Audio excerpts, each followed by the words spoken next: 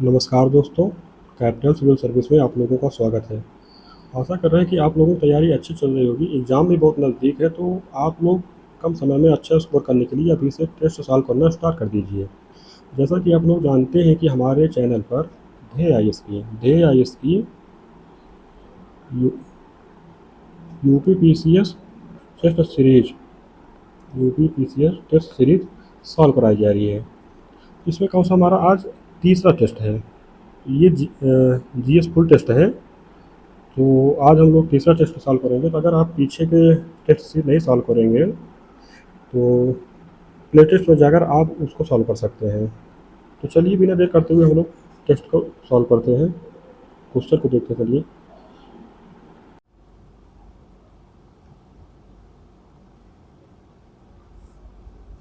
पहला प्रश्न हम लोगों को दिया गया है कि अधिकारों का स्वर्णिम त्रिभुज किसे कहा जाता है। दिया गया है कि अधिकारों का स्वर्णिम त्रिभुज किसे कहा जाता है। तो विकल्प हमारा दिया गया है कि अनुच्छेद 14, अनुच्छेद 17, अनुच्छेद 21, अनुच्छेद 14, अनुच्छेद 19, अनुच्छेद 21, अनुच्छेद 16, अनुच्छेद 17, अनुच्छेद 18, ऊपर प्रयुक्त में से कोई नहीं। तो देखिए इसमें तुम्हारा कौन सा सही हो जाएगा। तो जो अधिकारों का स्वर्णिम त्रिभुज जिसको कहा जाता है उसमें क्या शामिल होता है। उसमें होता है अनुच्छेद 14 शामिल होता है, अनुच्छेद 19 होता है, अनुच्छेद 21 शामिल होता है ना। तो इस तरह हमारा विकल्प भी सही हो जाएगा। तो अनुच्छेद 14 में क्या है, अनुच्छेद 14 में है कि विधि के समक्ष समानता कि जितने भी नागरिक हैं भारत के उनको सबको विधि के समक्ष समानता प्राप्त होगी। अनुच्छेद इस 19 में है कि अव्यक्त एवं वाक्य एवं अव्यक्त की स्वतंत्रता दी गई है। अनुच्छेद 21 में दिए गए हैं प्राण एवं दैहिक की स्वतंत्रता का उल्लेख किया गया है। तो इस तरह हमारा विकल्प बी बन जाएगा। तो अनुच्छेद 16 में क्या है, अनुच्छेद 16 में है जैसे लोक नियोजन में किसी के प्रति भेदभाव नहीं किया जाएगा, सबको समान अवसर प्रदान किया जाएगा। तो अनुच्छेद 17 में क्या है, अनुच्छेद 17 में है अस्पृश्यता का अंत किया जाएगा, इसके द्वारा किसी के साथ कोई भेदभाव नहीं किया जाएगा, जाति आधारित धर्म आधारित किसी के साथ भेदभाव नहीं किया जाएगा। तो अनुच्छेद 18 में क्या है, अनुच्छेद 18 में उपाधियों का अंत दिया गया है। तो इस तरह हमारा विकल्प बी बना है। तो अगला प्रश्न देखते हैं हम लोग। अगला प्रश्न दिया गया है कि निम्नलिखित में से कौन सी राज्यसभा के अंतर्गत आने वाली समितियां हैं। दिया गया है उद्योग संबंधी समिति, वाणिज्य संबंधी समिति, रक्षा संबंधी समिति, कृषि संबंधी समिति। तो देखिए इसमें से हमारा राज्यसभा के अंतर्गत आने वाली कौन कौन सी समितियां हैं।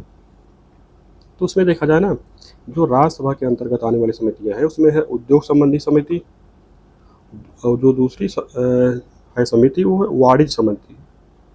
तो हमारा दूसरा भी हो जाएगा। तो उद्योग संबंधी समिति किसके अंतर्गत आती है, तो जो वाणिज्य उद्योग संबंधी समिति है ना, ये आती है वाणिज्य उद्योग के अंतर्गत, वाणिज्य उद्योग के नियंत्रण में आती है। और वाणिज्य संबंधी समिति ये किसके अंतर्गत आती है, ये भारी उद्योग मंत्रालय। इस तरह हमारा क्या बन जाएगा, एक और दो बन जाएगा हमारा विकल्प डी। अगला प्रश्न देखते हैं हम लोग। दिया गया है कि निम्नलिखित राज्यों को उनके उद्भव के कालक्रमान अनुसार व्यवस्थित करें। दिया गया हरियाणा, मिजोरम, नागालैंड, गोवा। बताइए। तो हरियाणा का स्थापना कब हुई थी, हरियाणा का स्थापना हुई थी पंजाब से अलग करके 1966 में। मिजोरम की स्थापना हुई थी 1987 में। कब, फरवरी 1987 में। नागालैंड की स्थापना हुई थी 1963 में। गोवा की स्थापना कब हुई थी, ये मई 1987 में। इसी तरह हमारा क्या बन जाएगा, हमारा बन रहा है 3, 1, 2, 4 बन रहा है। विकल्प हमारा बी सही हो जाएगा। अगला प्रश्न देखेंगे हम लोग। दिया गया है कि नीचे दो कथन दिए गए हैं जिनमें से एक को कथन दूसरे को कारण कहा गया है। कथन दिया गया है कि संविधान में राज्य के नीति निर्देशक तत्वों हेतु तो संवैधानिक उपचार की कोई व्यवस्था नहीं है। दूसरा कारण दिया गया है कि राज्य के नीति निर्देशक तत्व तो न्यायालय द्वारा प्रवर्तनीय है। तो इसमें हमारा कौन सही हो जाएगा। तो इसमें देखा जाए जो पहला हमारा कथन दिया गया है संविधान में राज्य के नीति निर्देशक तत्वों हेतु तो संवैधानिक उपचार की कोई व्यवस्था नहीं है, ये तुम्हारा कथन हमारा सही हो जाएगा। और दूसरा जो दिया गया है राज्य के नीति निर्देशक तत्व तो न्यायालय द्वारा प्रवर्तनीय है, ये प्रवर्तनीय नहीं है, इनको न्यायालय द्वारा लागू नहीं कराया जा सकता है। तीसरा हमारा कारण गलत हो जाएगा। हमारा सी विकल्प है। अगला प्रश्न देखते हैं लोग। अगले प्रश्न दिए गए कि निम्नलिखित में से कौन सा सही सम्मिलित नहीं है। अनुच्छेद दिए गए हैं। अनुच्छेद 43 बी दिए गए कि सहकारी समितियों का गठन, ये तो हमारा सम्मिलित है। अनुच्छेद 43 बी में दिया गया है कि सहकारी समितियों का गठन किया जाएगा। और दूसरे में दिया गया है कि अनुच्छेद 39 ए, अनुच्छेद 39 में क्या व्यवस्था की गई। अनुच्छेद 39 में व्यवस्था की गई कमजोर वर्गों को मुफ्त विधिक सहायता प्रदान किया जाएगा, तो ये बात सम्मिलित है। तीसरा दिया गया अनुच्छेद 48 है, इसमें दिया गया कि कृषि पशुपालन का संगठन, तो ये 48 में नहीं किया गया है। इसका जो प्रावधान किया गया है वो अनुच्छेद 48 में है। 48 ए में क्या है, 48 में क्या व्यवस्था किया गया है। 48 ए में किया गया है कि वन्य जीवों की रक्षा का प्रावधान किया गया है। तीसरा ये सम्मिलित नहीं है। अनुच्छेद 50 में दिया गया है कि सार्वजनिक सेवाओं में कार्यपालिका का न्यायपालिका से पृथक्करण किया जाएगा, तो ये सम्मिलित है। हमारा विकल्प सी सम्मिलित नहीं है। तो अगला प्रश्न देखते हैं हम लोग। दिया गया है कि निम्नलिखित कथनों में से कौन सा सही है। पहला दिया गया कि साइलेंट स्प्रिंग पर्यावरण विज्ञान से संबंधित एक पुस्तक है। और दूसरा दिया गया है कि आवर कॉमन फ्यूचर रिपोर्ट वर्ष 1989 में जारी की गई थी। तो बताइए इसमें तुम्हारा कौन सही हो जाएगा। तो इसमें देखा जाए जो साइलेंट स्प्रिंग है ना, ये पर्यावरण विज्ञान से संबंधित एक पुस्तक है। तो इसके लेखक कौन है। इसके लेखक जो है रिचल कार्सन है। रिचल कार्सन है। ये कहाँ के हैं, ये अमेरिका की महिला है। यूएसए की महिला थे। दूसरा जो दिया गया है कि आवर कॉमन फ्यूचर रिपोर्ट 1919 में जारी की थी। 1989 में नहीं जारी की गई भैया, ये 1987 में जारी किया गया था। ये हो जाएगा। तो दूसरा हमारा गलत है, पहला हमारा सही है। तुम्हारा विकल्प ये बन जाएगा। तो अगला पढ़ देते लोग। दिए गए समुदाय का पूर्ण क्रम जो क्रमशः एक निश्चित स्थान पर बदलता है कहलाता है। दिया गया है पारिस्थितिकी नीचे, सामुदायिक गतिकी, अनुक्रमण, सीयर। बताइए। तो इसमें जो है ना, समुदाय का पूर्ण क्रम जो क्रमशः एक निश्चित स्थान पर बदल जाता है उसको सीयर कहा जाता है। तो विकल्प हमारा डी सही हो जाएगा। तो पारिस्थितिक नीचे किसे कहते हैं। पारिस्थितिक नीचे मतलब होता है कि किसी प्रजाति पर प्रभाव डालने वाले सभी जैविक अजैविक जो कारकों के साथ साथ उनका अंतर संबंध क्या होता है, तो उसकी व्याख्या की जाता है पारिस्थितिक नीचे के द्वारा। सामुदायिक गति किसे कहते हैं। सामुदायिक गति क्या होता है ना, समय के साथ सामुदायिक संरचना और संरचना में होने वाले परिवर्तन का अध्ययन किया जाता है। और अनुक्रमण, अनुक्रमण होता है जैसे किसी पारिस्थितिक समुदाय में के साथ जो है ना, समय के साथ उसमें क्या बदलाव आ रहा है, उसकी संरचना में क्या बदलाव आ रहा है, उसमें क्या क्या परिवर्तन हो रहा है, तो उसके द्वारा अनुक्रमण की पहचान की जाती है। तीसरा हमारा विकल्प डी हो जाएगा। तो अगला प्रश्न देते हैं लोग। दिया गया है कि निम्नलिखित में से किस एक को कभी कभी झील का कातिल भी कहा जाता है। दिया गया है ग्लोबल वार्मिंग, वायु प्रदूषण, जल प्रदूषण, अम्ल वर्षा। तो देखिए इसमें जो झील का कातिल होता है, झील का कातिल का तात्पर्य ये होता है जैसे क्या होता है कि ना, वर्षा जल के साथ अम्ल का जो घोल होता है, अगर वर्षा के जल में घुल जाता है उसके साथ आता है पृथ्वी पर, तो उसी को अम्ल वर्षा कहा जाता है। इसमें क्या होता है ना कि जब वर्षा का जल pH 4 से कम होता है तो उसे अम्ल वर्षा के नाम से जाना जाता है। इसका मुख्य कारण सल्फर डाइऑक्साइड और नाइट्रोजन के ऑक्साइड का वर्षा जल के साथ संयोजित होकर H2SO4 और नाइट्रिक अम्ल बनाना है। अम्ल वर्षा को कभी कभी झील कातिल भी कहा जाता है क्योंकि जल भंडारों में जलीय जीवों के मृत्यु के लिए अम्ल वर्षा को प्रधान कारक ठहराया गया है। तो अम्ल वर्षा होता है, तो ये होता है विकल्प हमारा डी बन जाएगा। तो इसको कहते हैं अम्ल वर्षा के अंतर्गत नाइट्रिक अम्ल को शामिल किया जाता है, सल्फ्यूरिक अम्ल जिसको H2SO4 कहते हैं। तो विकल्प हमारा डी बन जाए। तो अगला पढ़ने तो लोग दिए गया है कि ग्रीन हाउस गैसों के प्रति व्यक्ति या प्रति औद्योगिक इकाई उत्सर्जन की मात्रा को क्या कहते हैं। जो व्यक्तियों के द्वारा या औद्योगिक इकाइयों के द्वारा जो कार्बन जो होता है, जो ग्रीन हाउस गैस के लिए उत्तरदायी है, जब उसका उत्सर्जन किया जाता है तो उसकी जो माप होती है उसको क्या कहा जाता है। दिया गया है कि ecological footprint, carbon footprint, carbon credit, ecological credit. तो बताइए। तो इसमें जो है ना, ग्रीन हाउस जो गैसों का जो किसी व्यक्ति के द्वारा किसी उद्योग के द्वारा जो उत्सर्जन किया जाता है उसको कहा जाता है कार्बन फुटप्रिंट। इस तरह क्या हो जाएगा हमारा विकल्प बी सही हो जाएगा। तो अगला अपन देखते हैं लोग, इसमें एक को सूची 2 से सुमेलित करना है। दिया गया है कि अप्पिको आंदोलन किससे संबंधित है? अप्पिको आंदोलन संबंधित है पांडुरंग हेगड़े को। चिपको आंदोलन संबंधित है चंडी प्रसाद भट्ट से। ग्रीन बेल्ट आंदोलन ये संबंधित है बंगारी मथाई से। पृथ्वी सम्मेलन संबंधित है कि एजेंडा 21 से। इस समय क्या बन रहा है? हमारा बन रहा है 4 3 2 1 बन रहा है, तुम्हारा विकल्प डी हो जाएगा। तो अगला अपन देखते हैं लोग,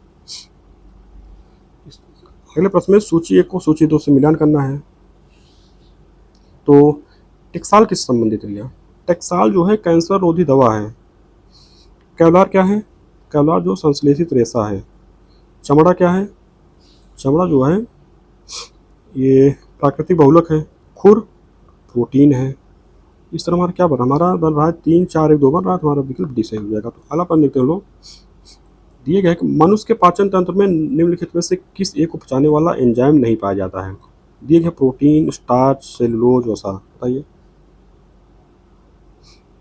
तो इसमें देखा जाए ना तो मनुष्य के पाचन तंत्र में सेलुलोज को पचाने वाले एंजाइम नहीं पाए जाते हैं, जबकि प्रोटीन, स्टार्च तथा वसा को पचाने वाले एंजाइम पाए जाते हैं। तो इस तरह हमारा क्या हो जाएगा? हमारा विकल्प सी बन रहा है, क्योंकि जो पौधे होते हैं ना उनकी जो कोशिका भित्ति होती है सेलुलोज की बनी होती है, तो उसको मनुष्य नहीं पचा सकता। इसलिए मनुष्य पत्ती, जैसे पौधों की पत्तियां वगैरह होता है उसको खाकर उसको नहीं पचा सकता है, जबकि जानवर उसको पचा लेते हैं। तो हमारा विकल्प सी हो जाएगा। तो अगला प्रश्न देते हैं लोग, दिए गए थायरॉक्सिन की कमी के कारण बच्चों में होने वाला रोग है।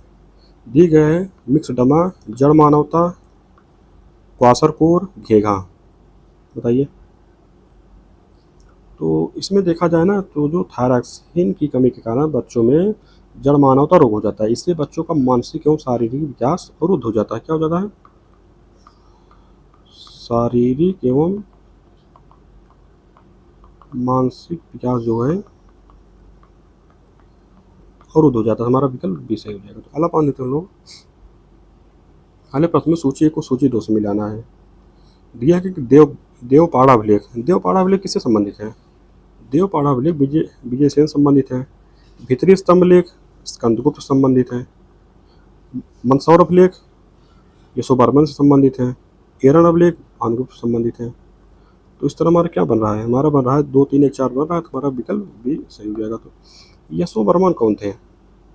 यशोवर्मन कहाँ से संबंधित? यशोवर्मन जो ना ये कन्नौज के शासक थे, कन्नौज से संबंधित। और इनके जो वंश का जो है ना निर्धारण जो है, ये सभी लेखकों में इसके संबंध में मतभेद है, जबकि ज़्यादातर लोग मानते हैं कि इनका जो संबंध है वो मौखरी वंश से है। विजय सेन कहाँ के थे? विजय सेन जो थे ये सेन वंश के थे, बंगाल में, आप सभी जानते हैं बंगाल से संबंधित है।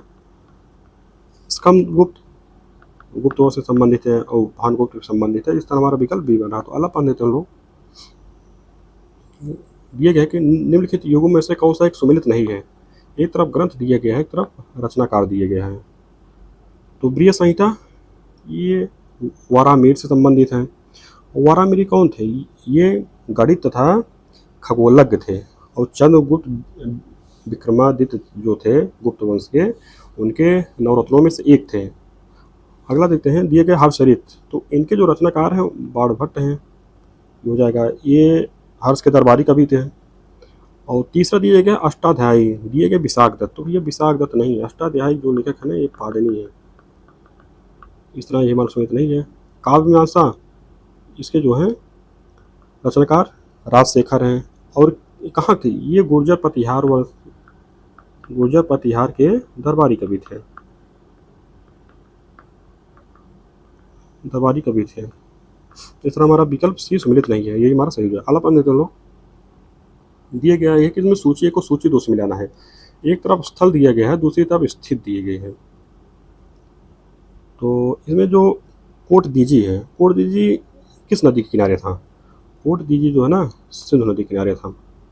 बनावली आप लोग जानते हैं राजस्थान में है, सरस्वती नदी के किनारे था। लोथल कहाँ था? लोथल था भोगवा नदी के किनारे गुजरात में। आलमगीरपुर उत्तर प्रदेश में है, इंडा नदी किनारे था। इस तरह हमारा क्या बन जाएगा? हमारा बन रहा है 2 1 4 दिन बन रहा है, तो हमारा विकल्प भी सही हो जाएगा। तो अगला पढ़ लेते हैं लोग, अगले प्रश्न में सूची को सूची 2 से मिलाना है। एक तरफ दिए प्राचीन नाम दिया गया है नदियों का और दूसरी तरफ उसके आधुनिक नाम दिए गए हैं होता है। इसको हमें सुमेल करना है। वितस्ता, जो वितस्ता का प्राचीन नाम क्या है? वितस्ता का प्राचीन नाम झेलम। शतुद्री, शतुद्री जो है उसका आधुनिक नाम है सतलज है। सुषोमा, सुषोमा का जो आधुनिक नाम है सोहन है। पसोड़ी, पसोड़ी का आधुनिक नाम जो है रावी है। तीसरा हमारा क्या बन रहा है? हमारा बन रहा है 1 3 2 4 बन रहा है, तुम्हारा विकल्प बी बन जाएगा। तो अलग पढ़ देते हैं लोग। दिए गए कि सिंधु घाटी सभ्यता के संदर्भ में निम्नलिखित कथनों पर विचार कीजिए। पहला कथन दिए है कि यह नगरीय सभ्यता थी और परिवार मात्र सत्तात्मक था। दूसरा कथन दिया है कि लोग कांसे और लोहे से परिचित थे। बताइए इसमें हमारा क्या सही हो जाएगा?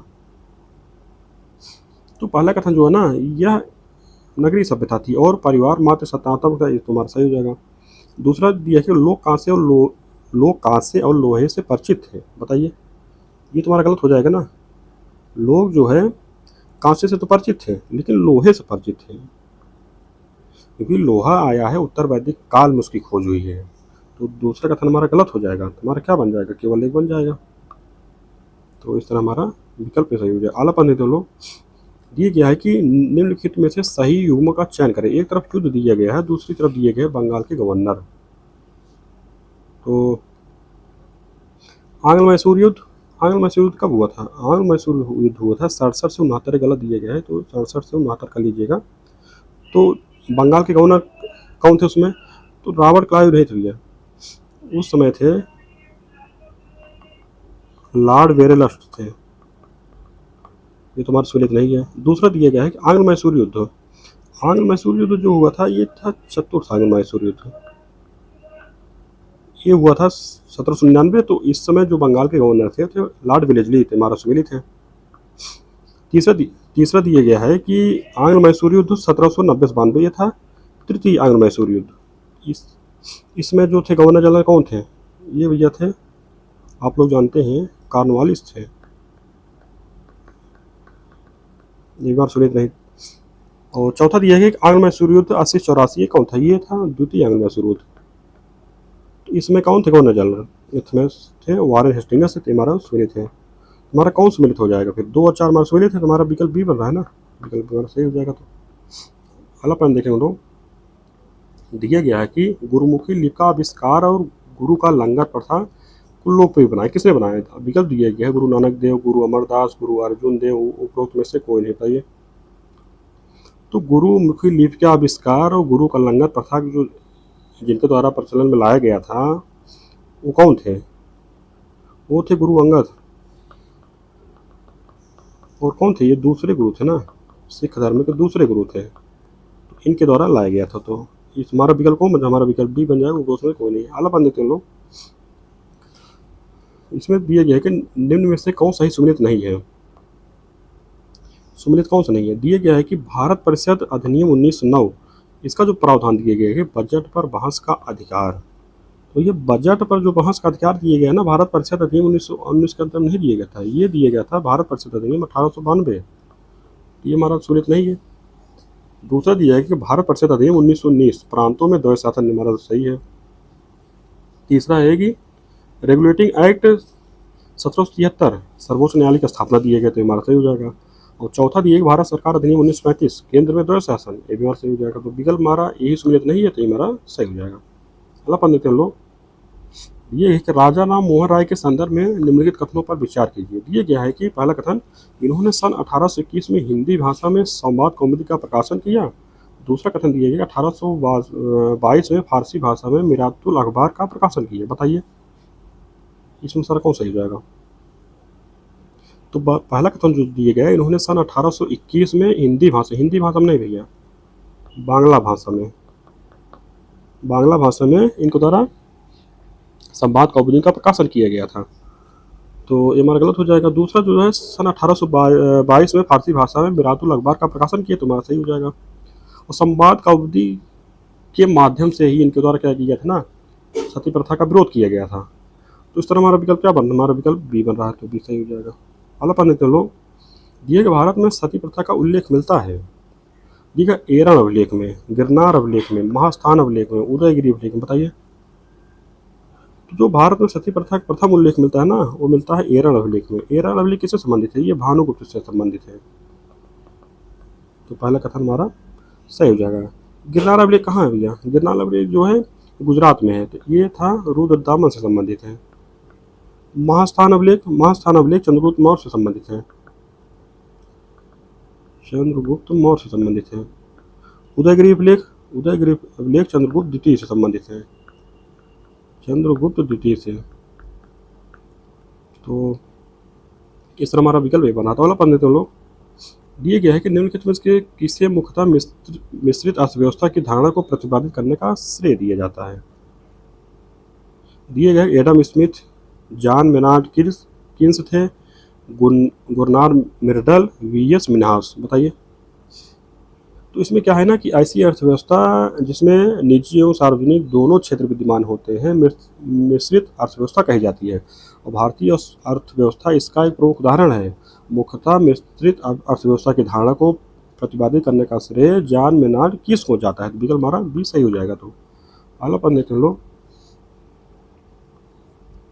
अगला दिया गया है कि जननांकीय संक्रमण किस अवस्था में जन्म दर उच्च होने के साथ मृत्यु दर में कमी आती है? दिए गए प्रथम अवस्था, द्वितीय अवस्था, तृतीय अवस्था, इनमें से कोई नहीं। बताइए। इसमें क्या है ना कि आर्थिक विकास से संबंधित जननांकीय संक्रमण की 3 चरणीय विशेषताएं होती हैं। प्रथम अवस्था में क्या होता है? प्रथम अवस्था में होता है कि उच्च जन्म दर के साथ उच्च मृत्यु दर की अवस्था होती है। द्वितीय अवस्था में क्या होता है? द्वितीय अवस्था में जन्म दर उच्च होने के साथ मृत्यु दर में कमी आती है। और जो तृतीय अवस्था होती है उसमें निम्न जन्म दर एवं निम्न मृत्यु दर होती है। तो विकल्प हमारा क्या बनेगा? इसमें विकल्प हमारा बी बन जाएगा। तो बी हमारा सही हो जाएगा। तो अगला पढ़ने तो लोग दिए गए है कि एक दी हुई समयावधि में कीमतें और मौद्रिक आय दोनों दुगुनी होने पर वास्तविक आय क्या होगी? पहला दिया गया बढ़ेगी, घटेगी, अपरिवर्तित रहेगी, पहले घटेगी फिर बढ़ेगी। बताइए। तो इसमें जो दिया गया है ना कि एक दी हुई समय अगर कीमतें भी बढ़ती हैं और मौद्रिक आय भी बढ़ती है, अगर सामान भी महंगा हो रहा है और किसी की आय भी बढ़ रही है, तो इससे क्या होगा कि ना कोई परिवर्तन नहीं होगा। तो हमारा विकल्प सी बन जाएगा ना, जो वास्तविक आय होती है उसमें कोई परिवर्तन नहीं होगा। विकल्प हमारा सी हो जाएगा। अगला पढ़ने तो लोग दिए गए कि मानव निर्धनता सूचकांक किस वर्ष के मानव विकास रिपोर्ट में सर्वप्रथम प्रस्तुत किया गया था? दिए गए 1990, 1995, 2010, 1997। तो मानव विकास सूचकांक एक समग्र सूचकांक है जो संयुक्त राष्ट्र विकास कार्यक्रम द्वारा 1990 से जारी किया जा रहा है। यह शिक्षा, स्वास्थ्य और जीवन स्तर 3 मानकों पर आधारित है। मानव निर्धनता सूचकांक सर्वप्रथम 1997 के मानव विकास रिपोर्ट में प्रस्तुत किया गया था। हमारा विकल्प डी बन जाएगा। तो अगला पढ़ने के लोग इसमें क्या है, सूची 1 को सूची 2 से मिलाना है। एक तरफ दिया गया उद्योग, दूसरी तरफ स्थान दिया गया है। तो एल्युमिनियम उद्योग कहाँ भैया? एल्युमिनियम उद्योग जो स्थान है ना मुरी में है, और मुरी कहाँ है? झारखंड में है। तेल शोधन आप लोग जानते हैं बरौनी में है। रेल डिब्बा जो है कपूरथला में है।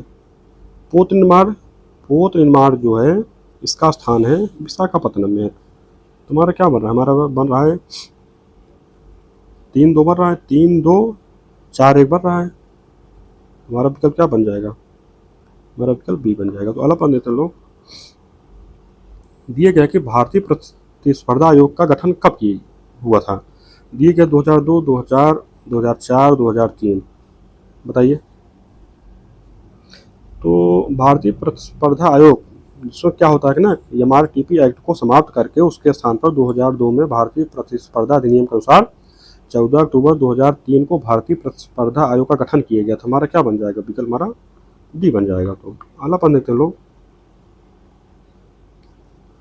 दिए गए हैं सूची 1 को सूची 2 से सुमिलित तथा नीचे दिए कोड की सहायता से सही उत्तर चुनिए।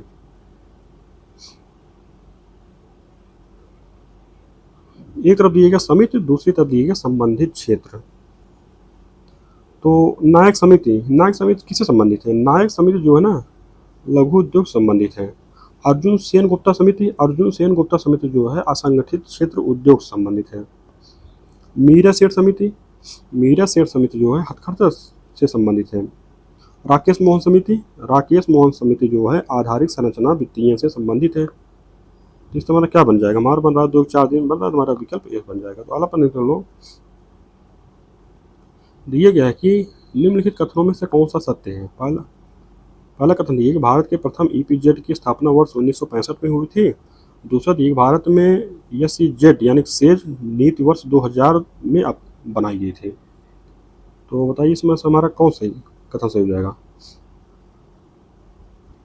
तो इसमें देखा जाए तो भारत एशिया का पहला देश है जिसने निर्यात संवर्धन के लिए कांडला में 1965 में ईपीजेड स्थापित किया था। तो पहला कथन हमारा सही हो जाएगा। और दूसरा जो है ना, भारत विशेष आर्थिक क्षेत्र यानी कि सेज नीति जो है ना अप्रैल 2002 में बनाया गया था भारत में, और जो वर्ष 2006 से लागू हुआ था। तो ये भी हमारा सही हो जाएगा। तुम्हारा विकल्प सी सही हो जाएगा, दोनों सही है। तो अला पन्ने लोग दिए गए सेंसेक्स में शामिल है। सेंसेक्स में क्या शामिल है, दिया गया है कि बॉम्बे स्टॉक एक्सचेंज की 50 ब्लू चिप कंपनियां, और दूसरा दिया गया है कि नेशनल स्टॉक एक्सचेंज की 30 ब्लू चिप कंपनियां, तीसरा दिए गया बीएससी की 30 ब्लू चिप कंपनियां, और चौथा दिए गया है एनएससी की 50 ब्लू चिप कंपनी। बताइए सेंसेक्स में क्या शामिल है। तो इसमें देखा जाए तो बीएससी के संवेदी सूचकांक को संक्षिप्त रूप से सेंसेक्स कहा जाता है। और सेंसेक्स जो है ना बीएससी के 30 ब्लू चिप कंपनियों के स्टॉक के उतार चढ़ाव से संबंधित है। तो हमारा विकल्प सी बन जाएगा। अगला प्रश्न देखते हैं लोग। दिए गया है कि निम्नलिखित युगों में से कौन सही सुमेलित है। एक तरफ फसल दिया गया है, दूसरी तरफ जैव उर्वरक दिए गए हैं। तो इसमें देखा जाए तो पहला दिया गया धान फसल, इसके जो जैव उर्वरक है ये एजोला है। धान की फसल में जो प्रयोग होने वाला जैव उर्वरक जो है नील हरित शैवाल तथा एजोला है। तिलहन क्या है कि तिलहन तथा सब्जियों में प्रयोग होने वाला जैव उर्वरक जो है एजोटोबैक्टर है। सुमेलित है। दलहनी फसलों में प्रयोग होने वाला जो जैव उर्वरक है राजोबीम है। हमारा सुमेलित है। हमारा विकल्प डी बन जाएगा कि चारों सुमेलित हैं, तीनों सुमेलित हैं। तो अगला प्रश्न देख लो। अगले प्रश्न में सूची 1 को सूची 2 से मिलाना है। एक तरफ दिया गया प्रजाति, दूसरी तरफ उसका फसल दिया गया है। पूसा वैभव किससे संबंधित है। पूसा वैभव मसूर संबंधित है। लूनी श्री जो है ना ये धान की प्रजाति है। सोनारा 64 जो है गेहूं की प्रजाति है। पूसा जय किसान ये सरसों की प्रजाति है। तो इसमें हमारा क्या बन रहा है, हमारा बन रहा है 3-1-2-4 बन रहा है, 3-1-4-2 बन रहा है। तुम्हारा विकल्प बी से हो जाए। तो अल्लाह पर देते लोग। दिया गया है कि गद्दी पर बैठने के ठीक पूर्व इल्तुतमिश कहाँ का इक्तादार था। ये कन्नौज, बदायूं, आगरा, जौनपुर। तो बताइए इसमें तुम्हारा क्या सही है। तो इसमें देखा जाए ना इल्तुतमिश जो है ना ये गुलाम वंश का शासक था। इसका शासनकाल जो था 1210 से 1236 के मध्य था। आप लोग जानते हैं 1210 से 1236 तक रहा। गद्दी पर बैठने के ठीक पूर्व यह बदायूं का इक़्तिदार था। कुतुबुद्दीन ऐबक की मृत्यु के बाद गद्दी पर बैठने वाला आराम शाह को हटा करके वह दिल्ली सुल्तान बना। इसने चांदी का टंका और तांबे का जेतल प्रचलित किया और शुद्ध अरबी के सिक्के चलाने वाला जो ना ये प्रथम तुर्क सुल्तान था। और इसने सिक्कों पर टकसाल का नाम लिखने की परंपरा प्रारंभ की। इससे हमारा क्या हो जाएगा, हमारा बदायूं है। हमारा विकल्प बी सही हो जाएगा। अगला देते लोग। दिए गए कि किराता अर्जुनियम का लेखक भारवी किस वंश के दरबार से संबंधित था। दिए गए राष्ट्रकूट, पल्लव, चालुक्य, चोल। बताइए जो किरातार्जुनीयम का लेखक भारवी जो ना पल्लव वंश के दरबार से संबंधित था। यह पल्लव वंश के संस्थापक सिंह विष्णु के दरबार में रहता था। किसके, सिंह विष्णु के। और सिंह विष्णु कौन थे, ये थे पल्लव वंश के संस्थापक थे। इनका शासनकाल कब से कब था, इनका शासनकाल था 565 से 600। तो इस तरह हमारा विकल्प बी बन जाएगा। अगला प्रश्न देखते हैं लोग। इसमें सूची 1 को सूची 2 से मिलाना है। एक तरफ वंश दिया गया है, एक तरफ उनका काल दिया गया है। तुलु वंश का काल कब से कब था, इसका था 1505 से 1570 के मध्य। संगम वंश जो काल था 1336 से 1485 तक था। अराबिडू तो इसका जो शासनकाल था वो 1570 से 1650 तक था। सालू वंश 1485 से 1505 के मध्य था। जो तुलु वंश के थे, तुलु वंश के प्रसिद्ध शासक कौन थे, ये थे कृष्णदेव राय। आप लोग जानते हैं कृष्णदेव राय इसी वंश से संबंधित है। इससे हमारा क्या बन रहा है, हमारा बना 2 4 1 3 बन रहा है, तुम्हारा विकल्प बी सही हो जाएगा। अगला प्रश्न देखते हैं हम लोग। दिए गए कि शरीर में विभिन्न रोगाणुओं को के विरुद्ध रक्षात्मक प्रक्रिया के फलस्वरूप बनने वाला प्रोटीन है। दिए गया कि ग्लूकोसन, इंटरफेरॉन, ग्लिप्टाइटिस कोई नहीं। बताइए। इसमें देखा जाए ना तो शरीर में विभिन्न रोगाणुओं के विरुद्ध रक्षात्मक प्रक्रिया के फलस्वरूप बनने वाला जो प्रोटीन है इंटरफेरॉन है वो, तो विकल्प हमारा बी से हो जाएगा। तो अगला पढ़ लेते हैं लोग। दिए गया है कि निम्नलिखित में से कौन सा एक यांत्रिक ऊर्जा को ध्वनि ऊर्जा में परिवर्तित करता है। दिए गए मोमबत्ती, माइक्रोफोन, सितार, डायनमो। तो इनमें देखा जाए तो सितार जो ना यांत्रिक ऊर्जा को ध्वनि ऊर्जा में परिवर्तित करता है, तो विकल्प हमारा सी हो जाएगा। माइक्रोफोन जो है ध्वनि ऊर्जा को विद्युत ऊर्जा में परिवर्तित करता है। मोमबत्ती जो है रासायनिक ऊर्जा को प्रकाश ऊर्जा में परिवर्तित करता है। और डायनमो का है, डायनमो जो है ना यांत्रिक ऊर्जा को विद्युत ऊर्जा में परिवर्तित करता है। तो इस तरह विकल्प हमारा सी से हो जाएगा। तो अगला पढ़ने दो लोग। दिए गए प्रतिध्वनि निम्नलिखित में से किस कार्यकारी सिद्धांत पर कार्य करता है। दिए गए अपवर्तन, विवर्तन, ध्रुवण, परावर्तन। तो इसमें क्या है ना, किसी ध्वनि का किसी परावर्तक सतह से टकराकर पुनः सुनाई देना प्रतिध्वनि कहलाता है, और इसका उपयोग जो है दूरी, ऊंचाई व गहराई मापने के लिए किया जाता है। यह परावर्तन सिद्धांत पर कार्य करता है। तुम्हारा विकल्प डी सही हो जाएगा। अगला पढ़ लेते हैं लोग। दिए गए खगोलीय दूरदर्शी में किस प्रकार के दर्पण का प्रयोग किया जाता है। दिए गए कि उत्तल दर्पण, समतल दर्पण, अवतल दर्पण कोई नहीं। बताइए। तो खगोलीय दूरदर्शी में जो है अवतल दर्पण का उपयोग किया जाता है, विकल्प हमारा सी हो जाएगा। तो अवतल दर्पण क्या कहता है ना, ये जो प्रकाश होता है ना इसको एक बिंदु पर क्या करता है कि केंद्रित करता है, तो हमारा विकल्प सी हो जाएगा। तो अगला पढ़ लेते हैं हम लोग।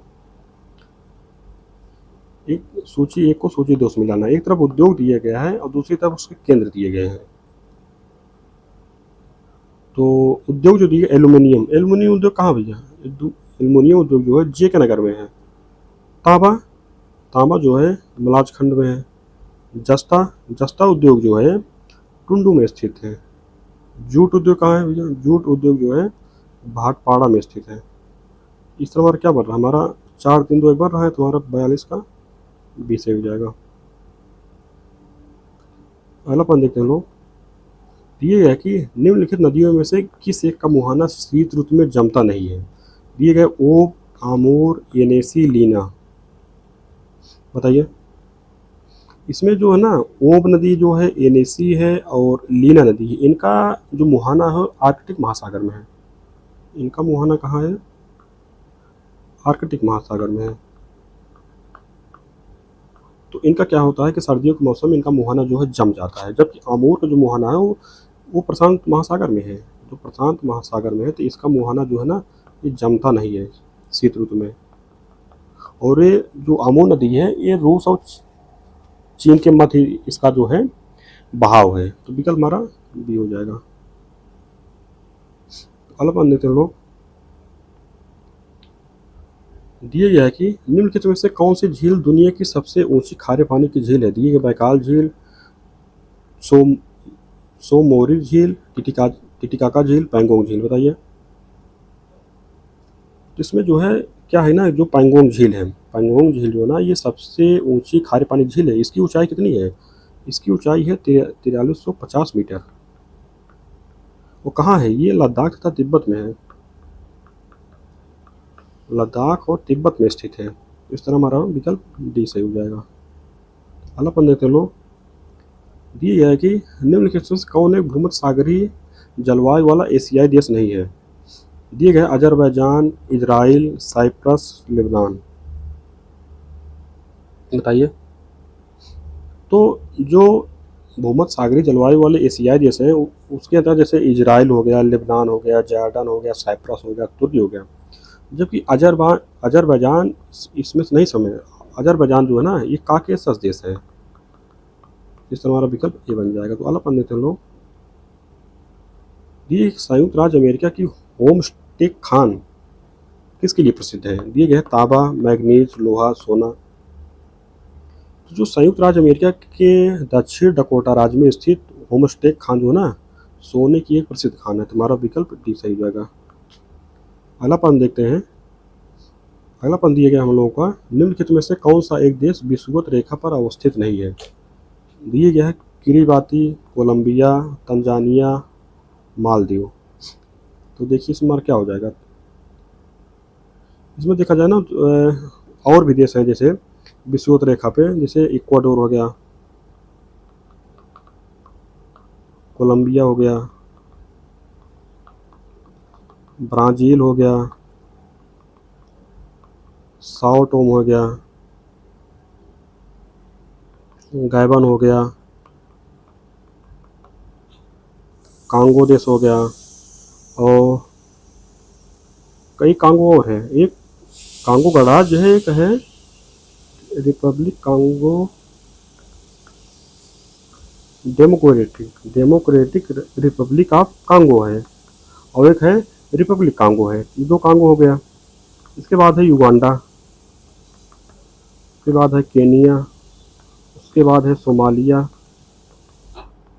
उसके बाद हो गया मालदीव, उसके बाद हो गया इंडोनेशिया, उसके बाद हो गया किरीबाती। इसमें हमारा कौन देश नहीं है, तो हमारा तंजानिया देश नहीं है, तो हमारा विकल्प सी हो जाएगा। तो अगला पन्ने के लोग दिए गया है कि निम्नलिखित में से किस महाजनपद का विस्तार प्रयागराज के आसपास था। दिए गया वत्स, सूरसेन, काशी, मल्ल। बताइए। इसमें जो था प्रयागराज के आसपास जो महान जनपद स्थित था वो था वत्स था। तो वत्स क्या था ना, प्राचीन भारत के 16 महान जनपदों में से एक था, जिसका विस्तार प्रयागराज के आसपास था। इसकी राजधानी कौशाम्बी थी, कौशाम्बी थे, जो बौद्ध व जैन दोनों धर्मों का प्रमुख केंद्र था। तो यह अपने उत्कृष्ट सूती वस्त्रों के लिए प्रसिद्ध था। तो विकल्प ये हमारा सही हो जाएगा। तो अगला पढ़ने तो लोग, इसमें क्या है, सूची 1 को सूची 2 से मिलाना है। पहली सूची महाजनपद दिया गया है, दूसरी महासूची में राजधानी। तो सूरसेन का राजधानी क्या था भैया, सूरसेन था मथुरा के। और कुरु की राजधानी क्या थी, इंद्रप्रस्थ थी। मल्ल की राजधानी कुशीनगर थी। काशी की राजधानी वाराणसी थी। इस समय क्या बन रहा है हमारा, 3-1 4-2 बना। विकल्प हमारा ये सही हो जाएगा। अगला पढ़ लेते हैं लोग। दिए गया है कि निम्न कथनों में से कौन सा सही है। पहला कथन दिया गया, गोमती नदी गाजीपुर के निकट कैथी नामक स्थान पर गंगा नदी से मिल जाती है। दूसरा कथन दिया गया, राप्ती नदी गोरखपुर में घाघरा नदी से मिल जाती है। तो बताइए इसमें हमारा कौन सा कथन सही है। इसमें क्या है ना, गोमती नदी गाजीपुर के निकट कैथी नामक स्थान पर गंगा नदी से मिल जाती है। तो पहले कथन में तो सही हो जाएगा। जब राप्ती नदी नेपाल की लघु हिमालय श्रेणियों में क्या है ना, रुकुमकोट से निकलती है, और देवरिया के बरहाज के निकट घाघरा नदी मिल जाती है। कहाँ, गोरखपुर नहीं मिलती है, ये देवरिया मिलती है। तो दूसरा कथन हमारा गलत हो जाएगा। तो हमारा कौन सा कथन सही है, तो हमारा केवल एक विकल्प हो जाएगा। तो आला पढ़ने दे लोग। दिए उत्तर प्रदेश के विद्रोहों और उसके नेतृत्वकर्ता के संदर्भ में निम्नलिखित युग में से कौन सा सुमेलित है। तो दिए गया है, एक तरफ केंद्र दिए गए हैं, एक तरफ नेतृत्वकर्ता दिए गए हैं। तो फैजाबाद में जो 1857 के क्रांतिकारी के नेतृत्वकर्ता थे वो थे मौलवी अहमदुल्ला थे। तो ये तो हमारे सुमेलित है।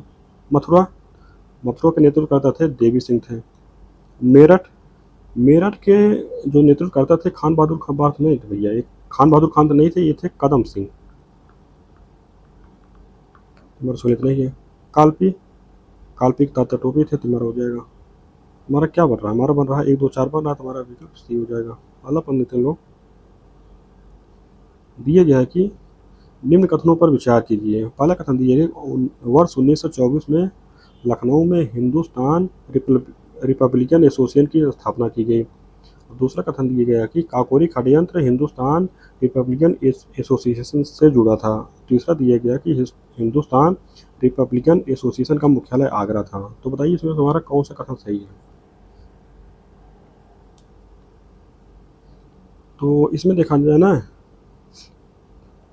हिंदुस्तान रिपब्लिकन में हमारा वर्ष 1924 में लखनऊ में, इसमें लखनऊ में नहीं हुई, ये कानपुर में इसकी स्थापना हुई थी। पहला कथन हमारा गलत हो जाएगा। दूसरा और तीसरा हमारा सही है। तुम्हारा क्या हो जाएगा, हमारा केवल 2 बन रहा है। तुम्हारा विकल्प भी सही हो जाएगा। तो अगला पढ़ देते हैं लोग। दिए गया है कि निम्नलिखित कथनों पर विचार करें। पहला कथन दिया गया कि बाबा रामचंद्र ने 1920 में लखनऊ में अवध किसान सभा का गठन किया। दूसरा दिया है कि मदारी पासी के नेतृत्व में 1921 में बहराइच और हरदोई में एका आंदोलन की शुरुआत की गई। तो बताइए इसमें हमारा कौन सा कथन सही है।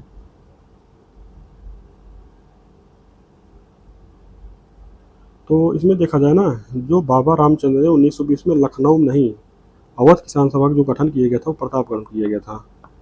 पहला कथन हमारा गलत हो जाएगा। दूसरा दिया गया कि मदारी पासी के नेतृत्व में 1921 में बहराइच और हरदोई में एक आंदोलन की शुरुआत की गई थी, हमारा सही हो जाएगा। इसमें हमारा विकल्प बी सही है। अगला पढ़ देखते हैं लोग। इसमें दिया गया है कि निम्नलिखित में से सही युग्म का चयन करें। तो एक तरफ दिया गया है कि कांग्रेस अधिवेशन, दूसरी तरफ अध्यक्ष दिया गया है। तो जो अधिवेशन दिया गया है कि प्रयागराज 1888 में, तो इस अधिवेशन में कौन अध्यक्षता कर रहे थे। तो इसके जो अध्यक्षता कर आप लोग जानते हैं थे बदरुद्दीन तैयब जी नहीं थे, इसके अध्यक्ष थे जॉर्ज यूले। तो पहला हमारा सुनित नहीं है। लखनऊ जो अधिवेशन था आप लोग जानते हैं थे, इसके कौन थे 1899 RC दत्त थे। सुनित नहीं है। बनारस अधिवेशन 1905, तो जो इसके कर रहे थे वो थे गोपाल कृष्ण गोखले कर रहे थे ना। गोपाल कृष्ण गोखले इसकी अध्यक्षता कर रहे थे। चौथा दिए गए कानपुर 1925, इसकी अध्यक्षता किसके द्वारा की जाती है। इसकी अध्यक्षता की जा रही थी सरोजिनी नायडू के द्वारा। तो इसमें क्या हो जाएगा हमारा, ये एक सेकंड भैया, ये तो सुमेलित है। तो हमारा 2 और 4 सुमेलित है, तो हमारा विकल्प बी बन जाएगा। तो अगला पढ़ देखते हैं हम लोग। दिए गया कि वर्ष 1923 में मोतीलाल नेहरू ने किसके साथ मिलकर स्वराज पार्टी की स्थापना की। दिए गया है कि जयप्रकाश नारायण, चित्तरंजन दास, लाला लाजपत राय, रोशन सिंह। बताइए। तो इसमें क्या है ना कि जो स्वराज पार्टी की स्थापना की गई थी उसकी स्थापना हुई थी 1 जनवरी 1923 को। किसके द्वारा की गई थी, मोतीलाल नेहरू के द्वारा, और किसके साथ मिलकर, चित्तरंजन दास के। तुम्हारा विकल्प भी सही हो जाएगा। तो इसका पहला सत्र जो है ना इलाहाबाद में आयोजित किया गया था, तो विकल्प हमारा भी सही हो जाएगा। तो अल्लाह पढ़ देते हैं लोग। तो इसमें दिए गए उत्तर प्रदेश के एक जिला एक उत्पाद के संदर्भ में निम्नलिखित में से सही युगों का चयन करें। एक तरफ उत्पाद दिए गए, एक तरफ उसका जिला दिया गया है। उत्पाद में दिया गया है बिंदी। बिंदी कहाँ भैया हुआ है, बिंदी जो है ना बलिया जिला का उत्पाद है। सजर स्टोन क्राफ्ट ये बांदा का है उत्पाद। Jute wall hanging, jute wall hanging जो ना ये गाजीपुर का है भैया, गोडक नहीं है। कहाँ का ये, गाजीपुर का उत्पाद है। तारकसी कला ये मिर्जापुर का नहीं है, ये मैनपुरी क्या है। तो इस समय क्या बना हमारा 1 और 2 सम्मिलित है, हमारा विकल्प हो जाएगा। तो अगला पढ़ने दें लोग। दिए गए सातवाहन वंश के संदर्भ में निम्नलिखित कथनों में से कौन सा असत्य है। कथन दिए गए सातवाहन नरेशों की राज की भाषा जो है संस्कृत थी। और दूसरा दिए गए सातवाहन शासकों द्वारा चलाए गए अधिकांश सिक्के जो है शीशे के हैं। बताइए। तो उसमें जो सातवाहन वंश है ना, सातवाहन वंश की स्थापना सिमुक ने की थी। इसकी राजधानी प्रतिष्ठान थी। कहाँ थी, प्रतिष्ठान थी। सातवाहन शासकों की राज की भाषा प्राकृत थी, संस्कृत नहीं भैया, प्राकृत ही। पहला कथन हमारा गलत है। दूसरा कथन है कि सातवाहन शासकों द्वारा चलाए गए अधिकांश सिक्के ना शीशे के हैं, जबकि इनके द्वारा प्रोटीन, तांबे और कांसे के भी सिक्के चलाए गए थे। दूसरा कथन हमारा सही है, विकल्प हमारा बी बन जाएगा। इस तरह विकल्प बी बन जाएगा। तो अलग पढ़ देते हैं हम लोग। दिए गया ऐतिहासिक स्रोतों के अनुसार महापद्मनन के उत्तराधिकारियों की संख्या 8 थी। निम्नलिखित में से कौन से स्रोत हैं जहां इस तथ्य का उल्लेख है। दिए गया है कि उपनिषद और ब्राह्मण। दूसरा दिए गए आरण्यक और जैन ग्रंथ। तीसरा दिए गए पुराण और बौद्ध ग्रंथ। चौथा दिए गए कि वेद और उपनिषद। बताइए। तो इसमें देखा जाए ना तो ऐतिहासिक स्रोतों के अनुसार जो महापद्मनन के उत्तराधिकारियों की संख्या 8 थी, इसके संबंध में क्या है ना कि पुराणों और बौद्ध ग्रंथों में इसका उल्लेख किया गया। तुम्हारा विकल्प सी सही हो जाएगा। और इसके अंतिम शासक कौन थे, अंतिम शासक इस वंश थे घनानंद थे। तो विकल्प हमारा सी सही हो जाएगा। अगला पढ़ लेते हैं हम लोग। दिए गया कि चिश्ती संप्रदाय के निम्नलिखित संतों को पहले से बाद के क्रम में व्यवस्थित कीजिए। दिया गया कि शेख नसरुद्दीन चिरागे दिल्ली दूसरा दिए गए कि शेख निजामुद्दीन औलिया, तीसरा दिए गए सैयद मोहम्मद गियासुद्दीन, चौथा दिए गए बाबा फरीद। बताइए। इसमें देखा जाए ना तो पहले स्थान पर आएंगे बाबा फरीद, दूसरे पर हैं शेख निजामुद्दीन औलिया हैं, और तीसरे नंबर पर हैं शेख नसीरुद्दीन चिराग दहली, और चौथे जगह पे हैं कि सैयद मोहम्मद गियासुद्दीन। तो इस तरह हमारा क्या बना, 4 2 1 3 बनेगा हमारा, तो विकल्प हमारा बी सही है। तो अल्लाह पढ़ने थे लोग। इसमें सूची एक को सूची 2 से मिलाना है, एक तरफ ग्रंथ दिए गए, दूसरी तरफ लेखक दिए गए हैं। तो ग्रंथ में दिया गया है कि गाथा सप्तशती, जो इसके लेखक ना हाल हैं। कातंत्र, कातंत्र के लेखक हैं सर बर्मन।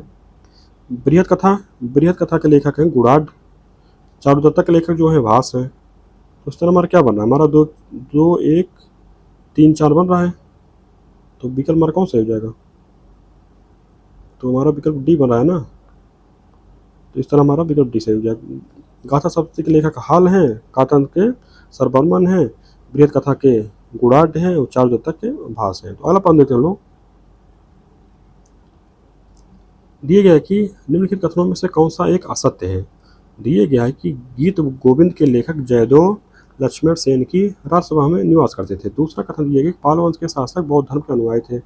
तीसरा दिए गए पाल वंश की स्थापना धर्मपाल ने की थी। और चौथा दिए गए कल्लड़ की राज तरंगिणी से कश्मीर के हिंदू राज्य का इतिहास ज्ञात होता है। तो बताइए इसमें हमारा कौन सा असत्य है। तो असत्य में आप लोग सीधे देख रहे हैं कि जो पाल वंश की स्थापना जो है धर्मपाल नहीं किया था, ये गोपाल के द्वारा किया गया था। तो विकल्प हमारा सी ही सही हो जाएगा, जो कि असत्य है। तो अगला पढ़ने के लोग। दिया गया कि बंग भाषा प्रकाशन सभा की स्थापना किस वर्ष की गई थी। दिए गया 1835, 1836, 1837, 1838। बताइए। इसमें देखा जाए कि कांग्रेस की स्थापना से पूर्व भारत में अनेक राष्ट्रीय संगठनों की स्थापना की गई थी, जिनका उद्देश्य अपने अपने निर्धारित क्षेत्र में भारतीय राजनीति को नई दिशा देना था। बंगाल में स्थापित इस तरह के संगठनों में 1836 ईस्वी में स्थापित बंग भाषा प्रकाशन सभा अग्रणी संस्था थी। तुम्हारा विकल्प बी सही हो जाएगा। तो अगला पढ़ने तो लोग।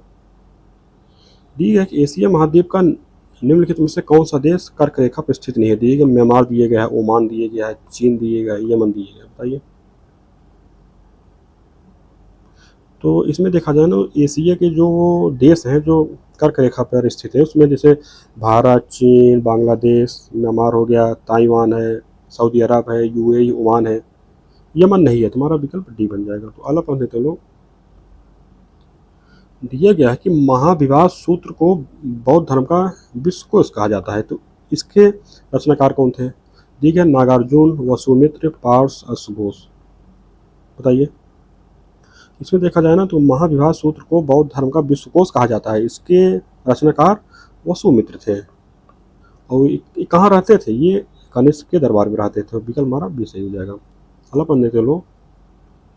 दिए गए कि लॉर्ड कॉर्नवालिस द्वारा निम्नलिखित में से किस एक संत के संबंध में यह टिप्पणी की गई थी कि हमने अपने मित्रों को अधिक शक्तिशाली बनाए बिना ही सत्य को लाभदायक रूप से लंगड़ा कर दिया है। दिया गया है मद्रास की संधि 1769, मंगलौर की संधि 1789, तीसरा दिया गया कि श्रीरंगपट्टनम की संधि 1792, चौथा दिया गया पांडिचेरी की संधि 1754। बताइए। इसमें जो था कि तृतीय आंग्ल मैसूर युद्ध जो था 1790-92 का अंत 1792 ईस्वी में श्रीरंगपट्टनम की संधि द्वारा हुआ था, और इसी में कॉर्नवालिस द्वारा कहा गया था कि हमने अपने मित्रों को अधिक शक्तिशाली बनाए बिना ही अपने शत्रु को लाभदायक रूप से लंगड़ा कर दिया। तो विकल्प हमारा सी बन जाएगा। अगला पढ़ देखते हैं लोग। इसमें क्या हुआ था ना कि जो टीपू सुल्तान को हर्जाने के रूप में 3 करोड़ रुपए तथा आधा राज अंग्रेजों को देना पड़ा था। अगला पढ़ देखते हैं लोग। दिए है कि निम्नलिखित पत्र पत्रिकाओं में से कौन सा एक मदन मोहन मालवीय से संबंधित नहीं है। दिए काल, लीडर, हिंदुस्तान, अभ्युदय। इसमें जो काल है, काल पत्रिका, काल का संबंध क्या है भैया, काल का संबंध से है परांजपे से संबंधित है। इस तरह हमारा विकल्प ए बन जाएगा। जबकि मदन मोहन मालवीय से संबंधित लीडर हैं, हिंदुस्तान है, अभ्युदय है। तो विकल्प हमारा ए बन जाएगा। अगला पढ़ लेते हैं लोग। पहले पर हम दिए गए कि सूची को सूची 2 से मिलाना है। ये सूची में दिया स्थानीय कौन दिया गया, दूसरी तरफ स्थान दिए गया है। बुरान, बुरान कहाँ की स्थानीयपूर्ण है। बुरान जो है ना ये रूस के स्थानीयपूर्ण है। पंपेरो जो है अर्जेंटीना की, हबूब सूडान की है, पुरगा टुंड्रा ये टुंड्रा में चलती है। तो इस तरह हमारा क्या बन जाएगा, हमारा 1 2 3 4 बार विकल्प हमारा ये सही हो जाएगा। तो अगला पढ़ लेते हैं लोग। दिए गया कि निम्नलिखित कथनों पर विचार कीजिए तथा दिए गए कोड की सहायता सही उत्तर बताएं। पहला दिए गए भारतीय संविधान निर्वाचन आयोग को स्वतंत्र एवं निष्पक्ष परिस्थिति प्रदान करता है।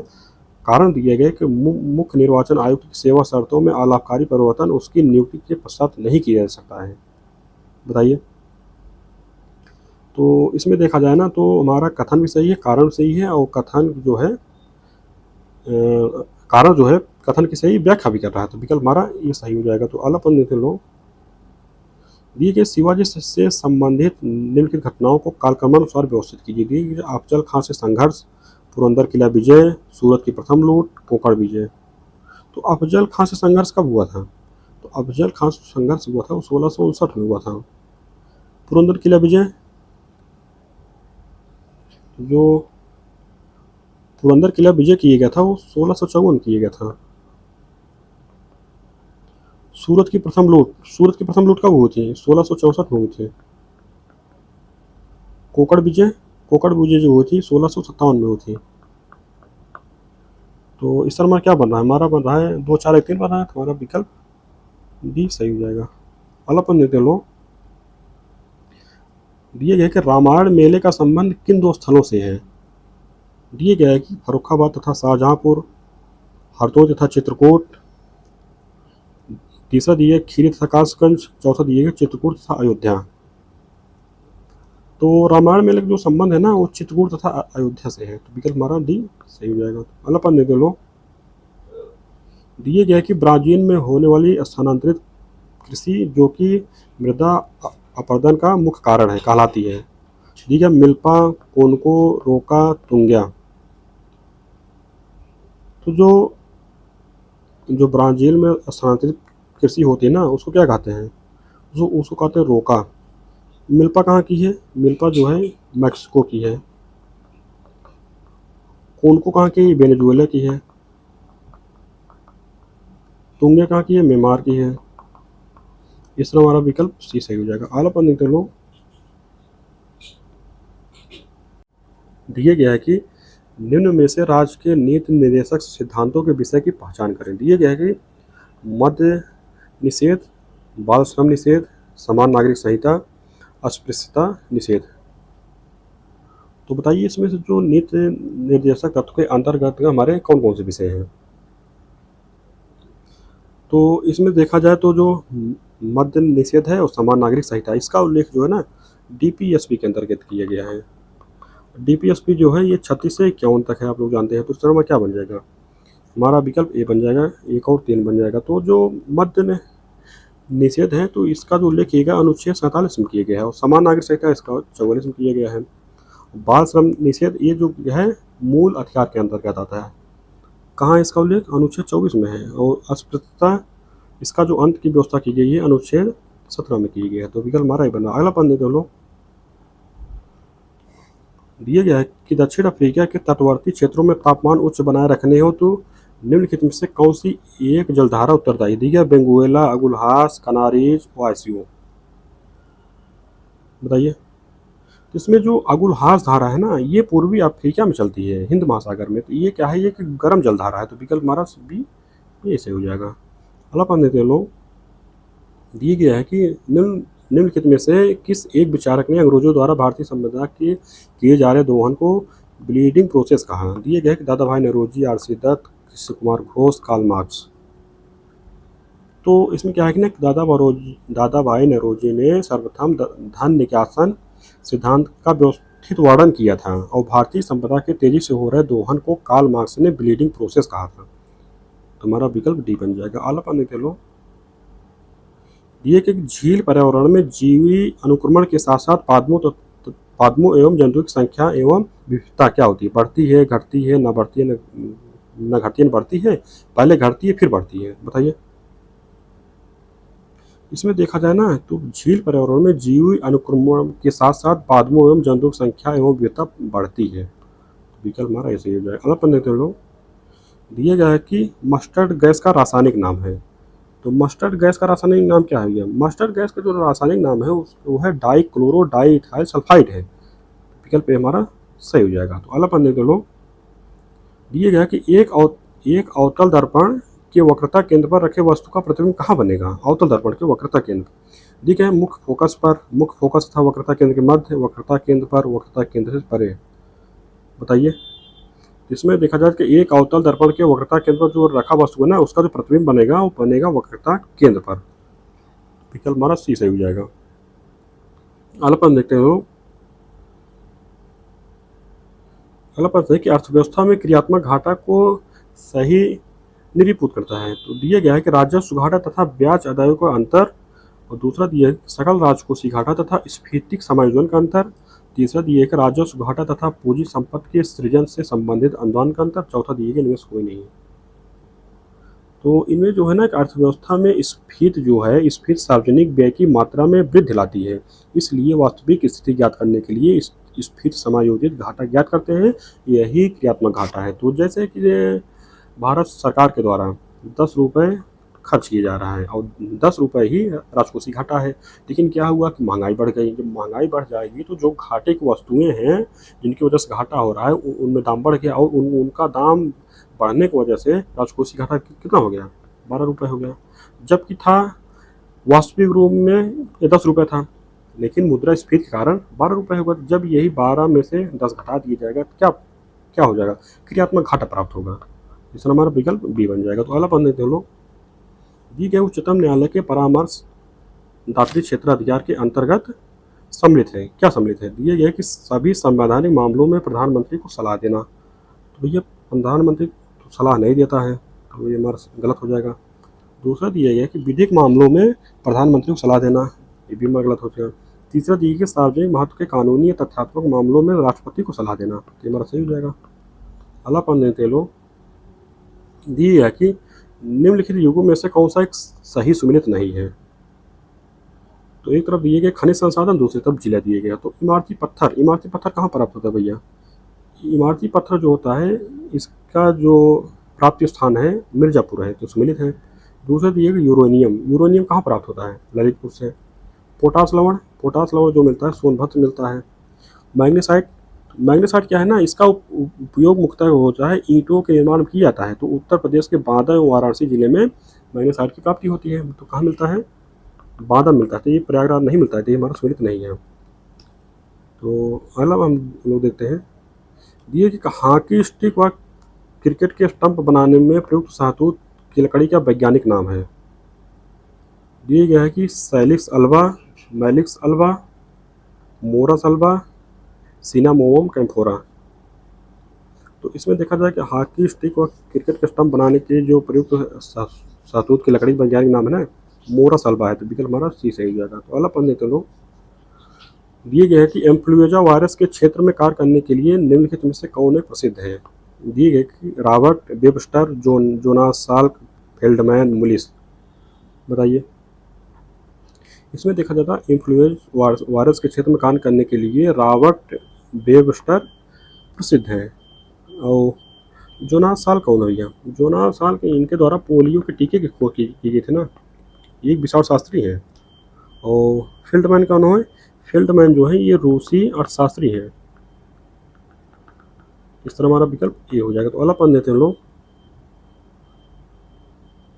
दिए गया है कि निम्नलिखित पर विचार करें। दिए गया है कि मध्य प्रदेश, छत्तीसगढ़, राजस्थान, झारखंड।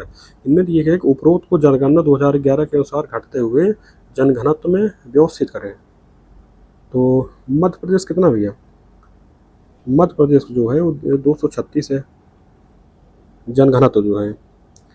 और छत्तीसगढ़ कितना है? छत्तीसगढ़ का है 189। राजस्थान कितना है? राजस्थान का है 200। झारखंड कितना है? झारखंड का है 414 है। इस समय क्या बन रहा है? हमारा बन रहा है 4132 बना, तो हमारा विकल्प सी हो जाएगा। तो उत्तर प्रदेश कितना है? उत्तर प्रदेश का जो जनघनत्व है वो है 829। भारत का कितना है? 382 है। तो विकल्प हमारा सी से हो जाएगा। अगला पढ़ लेते हैं लोग। दिया गया कि वैज्ञानिक प्रबंधन का जनक कौन हुआ? दिए गया Henry Fayol, Darwin, Bernard, F W Taylor. बताइए। तो इसमें क्या है ना कि वैज्ञानिक प्रबंधन के जनक एफ डब्ल्यू टेलर हैं, तो विकल्प हमारा डी सही हो जाएगा। तो अगला पढ़ लेते हैं लोग। दिया गया कि निम्नलिखित में कौन सा एक देश एशियन टाइगर में शामिल नहीं है? एशियन टाइगर जो देश है, जो बनाया गया इनके द्वारा एक एसोसिएशन बनाया गया, तो इसमें क्या है कि ना एशियन टाइगर में सम्मिलित जो देश है, मलेशिया शामिल है, इंडोनेशिया है, थाईलैंड भी है, कंबोडिया नहीं भी है, कंबोडिया नहीं, सिंगापुर है। इस नंबर कंबोडिया शामिल नहीं, तो हमारा विकल्प ये बन जाएगा। तो अगला पढ़ लेते हैं लोग। दिए गए अमर्त्य सेन को कल्याणकारी अर्थशास्त्र के लिए नोबेल पुरस्कार किस वर्ष प्रदान किया गया था? दिए गए वर्ष 2000 में, वर्ष 1995 में, वर्ष 1997 में, वर्ष 1998 में। तो अमर्त्य सेन को कल्याणकारी अर्थशास्त्र के लिए नोबेल पुरस्कार जो वर्ष दिए गए थे ना, वर्ष 1998 दिया गया था। हमारा विकल्प डी बन जाएगा। अगला पढ़ लेते हैं लोग। दिए गया है उष्णकटिबंधीय चक्रवात के संदर्भ में कौन सा एक कथन असत्य है? दिए गया है कि पहला, इनका विकास केवल गर्म सागरीय सतहों पर होता है, तो हमारा तो सही हो जाएगा। दूसरा दिए है कि यह विभिन्न वाताग्रों द्वारा निर्मित, विभिन्न जो वाताग्रों द्वारा इनका निर्माण नहीं होता है। तो इनका जो निर्माण होता है ना वाताग्रों से, इनका होता है ये जो शीतोष्णकटिबंधीय चक्रवात होते हैं, शीतोष्णकटिबंधीय चक्रवात होते हैं। तो और तीसरा दिएगा उष्णकटिबंधीय चक्रवातों के प्रत्येक भाग में वर्षा होती है, तो ये भी हमारा सही है। चौथा दिएगा भूमध्य रेखा पर इनकी उत्पत्ति नहीं होती है, तो ये भी हमारा सही हो जाएगा। हमारा विकल्प बी गलत है, तो ये हमारा सही हो जाएगा। अगला पढ़ लेते हैं लोग। दिए गया कि निम्नलिखित में से किस एक संबंध में भारत एवं अमेरिका की राजनीतिक व्यवस्थाएं समान हैं? तो जो भारतीय राष्ट्रपति तथा अमेरिकी राष्ट्रपति दोनों क्या है ना कि पॉकेट वीटो की शक्ति रखते हैं। किसी विधेयक पर राष्ट्रपति द्वारा सकारात्मक रूप से या नकारात्मक रूप से जब कोई कार्रवाई नहीं की जाती है, तो इसे पॉकेट वीटो के रूप में जाना जाता है। तो हमारा क्या हो जाएगा? राष्ट्रपति के पास पॉकेट वीटो की शक्ति है, विकल्प हमारा ये सही हो जाएगा। तो अगला पढ़ने के लोग। दिए गया है कि निम्नलिखित युगों में से कौन सा एक सही सम्मिलित नहीं है? एक तरफ नगर दिए गए हैं, एक तरफ उद्योग दिए गए हैं। एक तरफ दिए गया है कि ब्रेडफोर्ड उद्योग दिए है कि लोकोमोटिव। तो ब्रेडफोर्ड शहर जो है ना ये इंग्लैंड का है, तो ये किसके लिए प्रसिद्ध है? ये ऊनी वस्त्र उद्योग के लिए प्रसिद्ध है, ऊनी वस्त्र से के लिए प्रसिद्ध है। स्टॉकहोम जलपोत के लिए प्रसिद्ध है, ओटावा कागज उद्योग के लिए, सेंटियागो शराब उद्योग के लिए। तो हमारा विकल्प जो ए है ये सम्मिलित नहीं, तो हमारा सही हो जाएगा। तो अगला पढ़ने के लिए दिया गया है कि निम्न पर विचार करें। दिए गए उत्तर प्रदेश, महाराष्ट्र, पश्चिम बंगाल, तमिलनाडु। दिए गए उपरोक्त राज्यों को उनकी शहरी जनसंख्या के हिसाब से अवरोही क्रम में व्यवस्थित करें। तो दिए इसमें जो है ना सर्वाधिक जो सारी जनसंख्या है कहाँ पाई जाती है? महाराष्ट्र में पाई जाती है, उसके बाद उत्तर प्रदेश में पाई जाती है, उसके बाद तमिलनाडु में पाई जाती है, उसके बाद पश्चिम बंगाल में पाई जाती है। तो हमारा क्या बन जाएगा? हमारा 2, 1, 4, 3 बन रहा, तो हमारा विकल्प ए बन जाएगा। अगला पढ़ने के लोग। दिए गया कि प्रशिमन आयोग के संदर्भ में शब्द कथन चुने। तो पहला कथन दिया है कि संविधान में प्रशिमन आयोग के संबंध में कोई स्पष्ट निर्देश नहीं दिया गया है। दूसरा कथन दिया कि लोकसभा में विधानसभा की सीटों की संख्या में 2026 तक कोई वृद्धि नहीं की जाएगी। बताइए इसमें हमारा कौन सा कथन सही है? इसमें देखा जाए तो हमारे दोनों कथन सही हैं, तो हमारा विकल्प सी बन जाएगा। तो अगला पढ़ लेते हैं लोग। दिया गया कि 16 महाजनपदों में से केवल अस्मक ही दक्षिण भारत में स्थित था, जिसकी राजधानी थी। तो अस्मक की राजधानी क्या थी? दी गई हाटक, विराटनगर, पोटली, सोतवती। तो अस्मक जो राजधानी थी पोटली थी ना, तो विकल्प हमारा सी बन जाएगा। तो हाटक कहाँ की राजधानी थी भैया? हाटक राजधानी थी कंबोज की। विराटनगर मस्क की राजधानी थी। सोतवती चेद की राजधानी थी। तो विकल्प हमारा सी बन रहा है। तो अगला पढ़ने के लोग। दिए गया है कि निम्नलिखित में से कौन से एक कार्य को पंचायत समिति संपादित करती है? दिया गया है कि निरीक्षणात्मक कार्य, दूसरा दिया गया कि सामुदायिक विकास कार्य, तीसरा दिया गया कि प्रदत्त कार्य, चौथा दिया गया उपरोक्त सभी। तो जो पंचायत समिति का कार्य होता है ना, उसका कार्य जो होता है निरीक्षणात्मक कार्य भी करती है, सामुदायिक विकास का जो कार्य होता है वो भी करती है, और जो उसको कार्य दिया जाता है प्रदत्त कार्य वो भी कार्य उसके द्वारा किया जाता है। तो विकल्प हमारा डी से हो जाएगा कि सभी कार्य। अगला पढ़ने के लोग।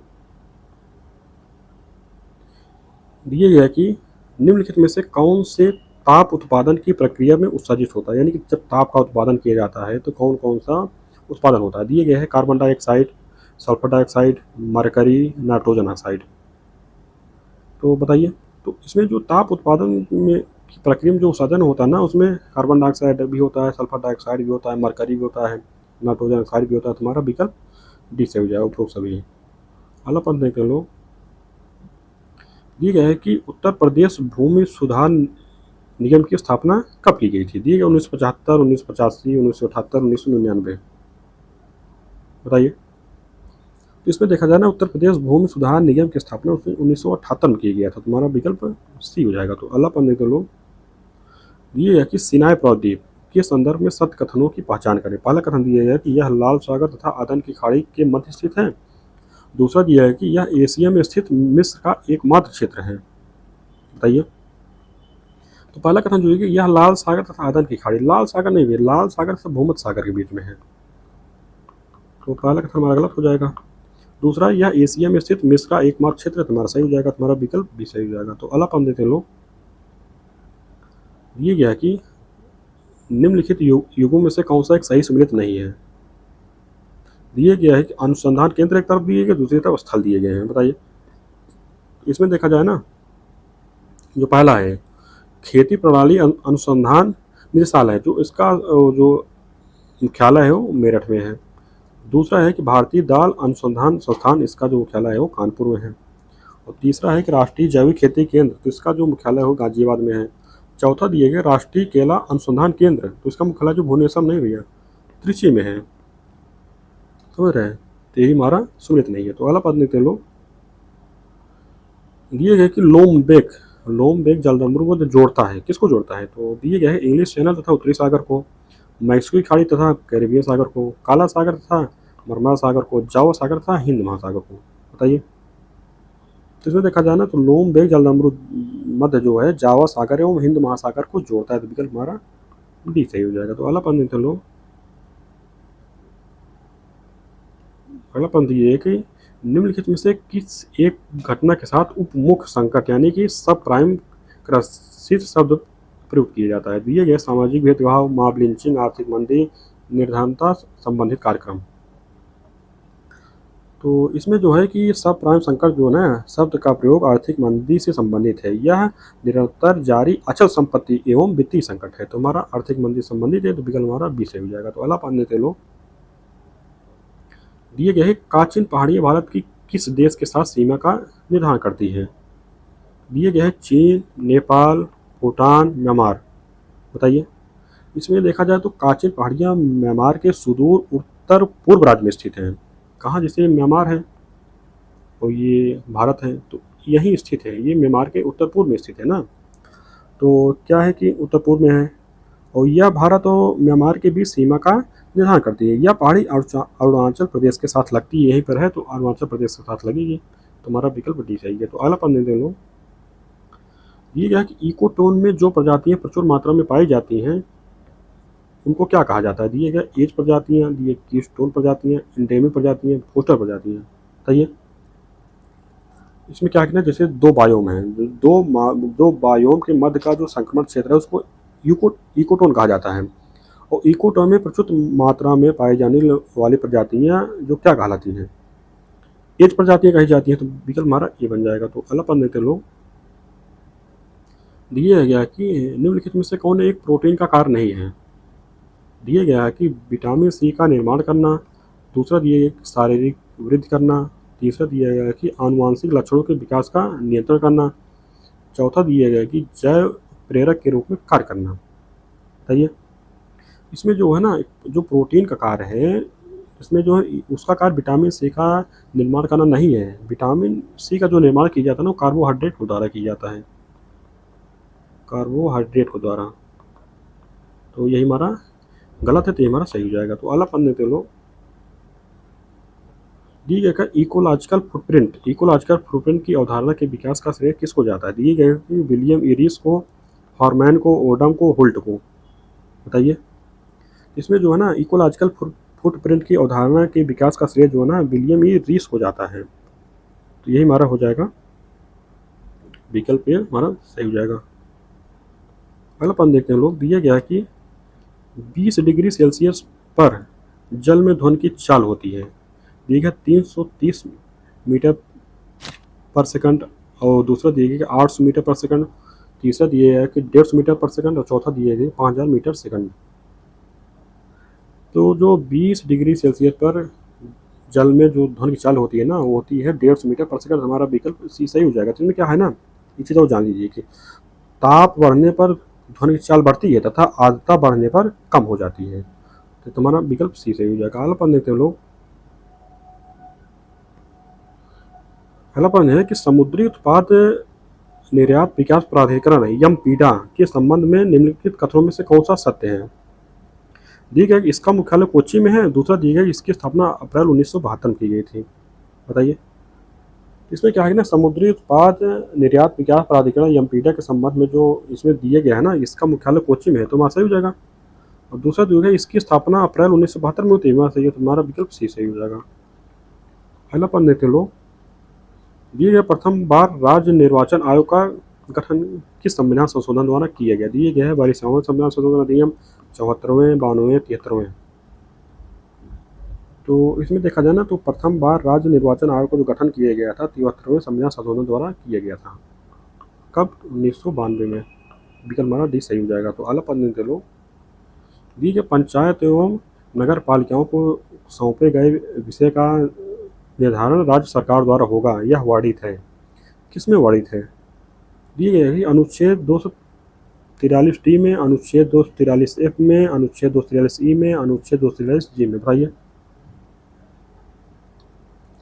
इसमें जो दिया गया है कि क्या है ना, पंचायत एवं नगर पालिकाओं को सौंपे गए विषय का निर्धारण राज्य सरकार द्वारा होगा, और यह अनुच्छेद 243 जी में वर्णित है। विकल्प हमारा डी सही हो जाएगा। तो अगला पढ़ लेते लोग। अगला पढ़ दिए कि निम्नलिखित राज्यों के निर्माण का सही क्रम है। तो इसमें जो दिए गए हैं कि महाराष्ट्र दिए गए हैं, नागालैंड, मेघालय। तो इनकी स्थापना कब हुई थी? तो महाराष्ट्र की स्थापना हुई थी वो 1960 में किया गया था। नागालैंड 1963 में किया गया था। मेघालय की स्थापना कब हुई थी? मेघालय की स्थापना 1972 हुई थी ना। तो इससे हमारा क्या बन जाएगा? हमारा विकल्प ए ही बन जाएगा। यही हमारा सही है। अगला पढ़ लेते हैं। दिए गया है कि निम्नलिखित में से कौन सा एक व्यय भारत की संचित निधि पर भारित होता है। तो दिए गया है कि राज्यसभा के सभापति का वेतन और भत्ता ते भी भारित होता है। दूसरा लोकसभा अध्यक्ष का वेतन और भत्ता ते भी भारित होता है। तीसरा दिया गया कि ऐसे व्यय जो भारत सरकार को चुकाना हो भी हमारा हो जाएगा। तुम्हारा तीनों है, तुम्हारा विकल्प डी सही हो जाएगा। तो सभी अगला पढ़ लेते हैं लोग। दिए गए उत्तर प्रदेश में स्टेक आम का उत्पादन कहाँ होता है? स्टेक आम दिए गए कि लखनऊ, वाराणसी में, प्रयागराज व लखनऊ में, सहारनपुर, मेरठ में, सहारनपुर, प्रयागराज में। बताइए तो क्या है कि ना, उत्तर प्रदेश में स्टेक आम का जो उत्पादन किया जाता है उसका उत्पादन होता है सहारनपुर और मेरठ में होता है। तो विकल्प हमारा सी हो जाएगा। तो अगला पढ़ लेते लोग। दिए गया कि 53 मिलियन प्लस नगरों में सर्वाधिक नगरीय संकलन नगर किस राज्य में? दिए गए महाराष्ट्र, पश्चिम बंगाल, तमिलनाडु, केरल। बताइए 53 मिलियन जो है ना, यानी 5 करोड़ जो है, भारत में 5 करोड़ आबादी वाले जो देश हैं उसमें सबसे ज़्यादा कहाँ, मतलब किस राज्य में है? तो इसमें क्या है ना कि सबसे ज़्यादा जो है वो केरल में है और यूपी में बराबर बराबर है। कितने कितने? 7 दोनों जगह है। तुम्हारा विकल्प डी बन जाएगा। तो अगला पढ़ लेते लोग। दिए गया कि निम्नलिखित युगों में से कौन सा एक सुमेलित नहीं है। एक तरफ दिए गए कच्छ वनस्पति स्थल, दूसरा राज्य दिया गया है। तो कच्छ वनस्पति स्थल दिए देवी कौड़ा। देवी कौड़ा कहाँ है? उड़ीसा में है, तो जानते ही हैं।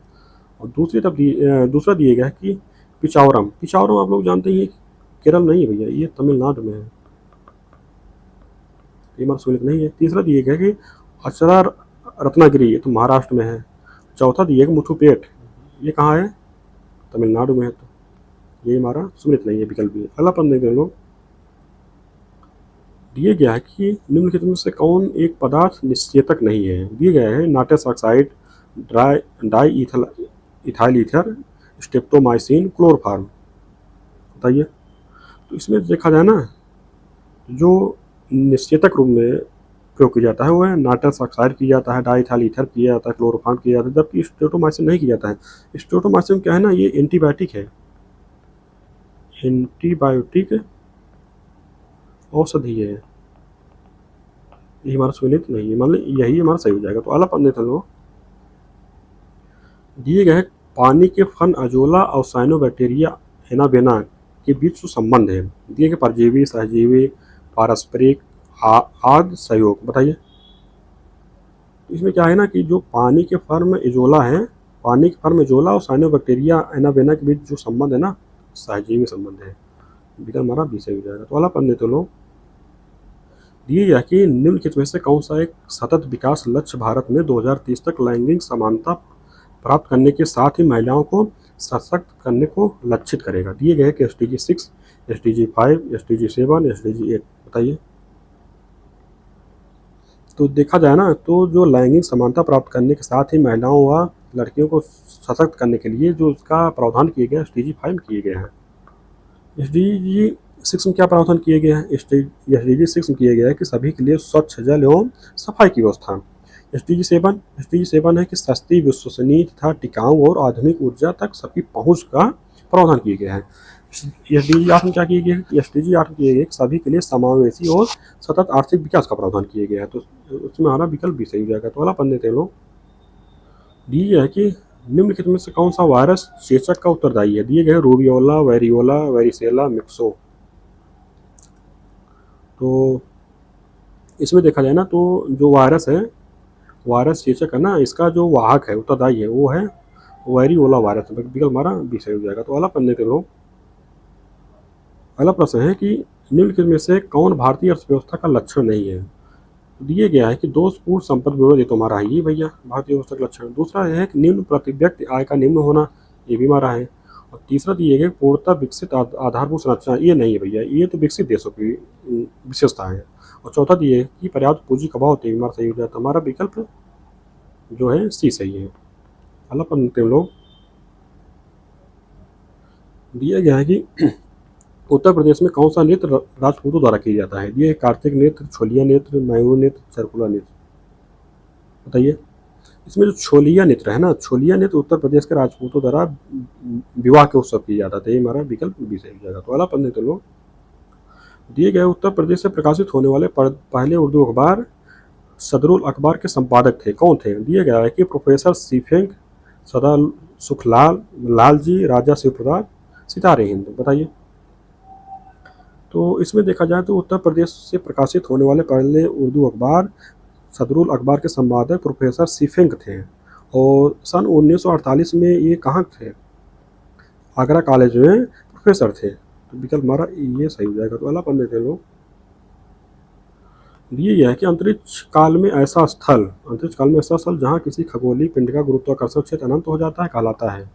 दिया गया है कि singularity, string theory, event horizon, इनमें से कोई नहीं, बताइए। तो इसमें देखा जाए ना अंतरिक्ष काल में ऐसा स्थल जहाँ किसी खगोलीय पिंड का गुरुत्वाकर्षण क्षेत्र अनंत हो जाता है सिंगुलैरिटी कहला जाता है। तो हमारा विकल्प सही हो जाएगा। तो अगला पढ़ने चलो। दिए गए भारत में आर्द्रभूमि संरक्षण कार्यक्रम की शुरुआत की गई। दिए गए 1986 से, 1987 से, 1989 से, 2003 से, बताइए। इसमें क्या है ना कि भारत में आर्द्रभूमि संरक्षण कार्यक्रम की शुरुआत जो की गई थी 1987 में की गई थी। विकल्प हमारा भी सही हो जाएगा। तो अगला पढ़ने थे लोग।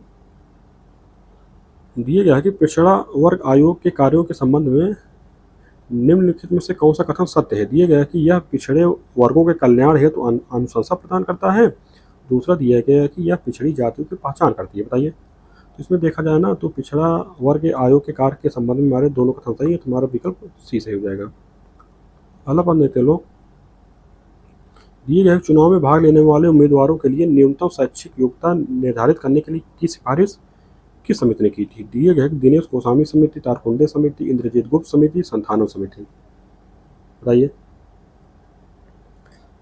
इसमें जो है ना चुनाव आयोग में भाग लेने वाले उम्मीदवारों के लिए न्यूनतम शैक्षिक योग्यता निर्धारित करने की सिफारिश संथानम समिति के द्वारा की गई थी। तो विकल्प हमारा डी सही हो जाएगा। तो अगला पढ़ने के लोग। अगला प्रश्न है किसी भी व्यक्ति को संसद विधानसभा की कार्यवाही को प्रकाशित करने का अधिकार वारित है। तो दिए गया है कि अनुच्छेद 362 में, अनुच्छेद 361 में, अनुच्छेद 363 में, अनुच्छेद 364 में, बताइए। तो इसमें क्या है ना कि जो किसी भी व्यक्ति को संसद विधानसभा की कार्रवाई को प्रकाशित करने का जो अधिकार है ना अनुच्छेद 361 दिए गया है। विकल्प हमारा बी सही हो जाएगा। तो अगला प्रश्न देख लो, दिए गए विधानसभा के सदस्यों की निर्भरताओं से संबंधित प्रश्नों पर अंतिम निश्चय किसके द्वारा किया जाता है? दिया मुख्यमंत्री द्वारा, राज्यपाल द्वारा, उच्च न्यायालय के मुख्य न्यायाधीश द्वारा, विधानसभा अध्यक्ष द्वारा। बताइए। इसमें कहा ना, जैसे विधानसभा के सदस्यों की निर्भरताओं से संबंधित प्रश्नों पर अंतिम निश्चय राज्यपाल द्वारा लिया जाता है। और इस क्या है कि अनुच्छेद 192 के अनुसार राज्यपाल निर्वाचन आयोग की सलाह पर यह कार्य करता है। तो विकल्प हमारा विषय हो जाएगा। तो आगे हमारा करंट अफेयर है, ये 2023 संबंधित है, जिसका कोई हमारा रिलेवेंट है नहीं, तो इसको हम लोग नहीं पढ़ेंगे। तो हमारा 2024 करंट अफेयर आ गया है, तो इसलिए इसका कोई इंपॉर्टेंट नहीं है। तो हमारा टेस्ट यहीं पर कंप्लीट हो जाता है। तो आगे भी हम लोग टेस्ट को सॉल्व करते रहेंगे। धन्यवाद।